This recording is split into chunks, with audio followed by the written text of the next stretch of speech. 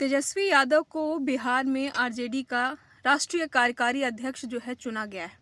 अभी तक अध्यक्ष के पद पर लालू जी कार्यरत थे।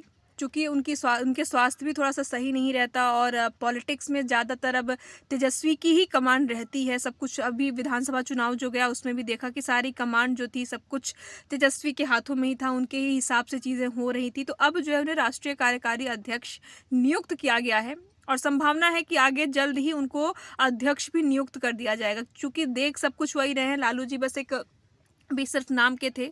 तो अब जो है वो पूरी तरीके से आधिकारिक तौर पर पार्टी की कमान उनके हाथ में आ गई है।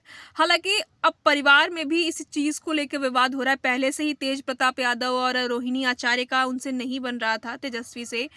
तो अभी जब उनको राष्ट्रीय कार्यकारी अध्यक्ष चुना गया है तो वहीं रोहिणी आचार्य ने ट्वीट करके उनको बोला कि जो घुसपैठ करके बैठे हुए हैं, उनके इशारों पर चलने वाले जो राष्ट्रीय कार्यकारी अध्यक्ष नियुक्त हुए हैं उन्हें शुभकामनाएं। और जब तेज प्रताप से इस बारे में पूछा गया तो उन्होंने कहा कि रोहिणी आचार्य जो है बहुत सही कह रही है कि वो जो है कुछ चंदों के हिसाब से चल रहे हैं। तो अब जो है पहले भी वही थे, अभी भी वही हैं।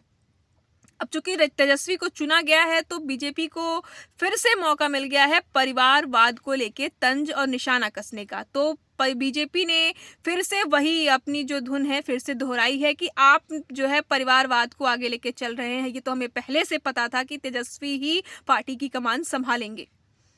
अब देखना है कि तेजस्वी वैसे भी सब कुछ कर ही रहे थे। अब ये देखना है कि आधिकारिक तौर पर बनने के बाद और बिहार में इतनी बड़ी हार के बाद तेजस्वी पार्टी में क्या बदलाव लेके आते हैं और क्या पार्टी उनकी अब आगे बढ़ती है या फिर अभी वो उसी स्थिति में रहेंगे।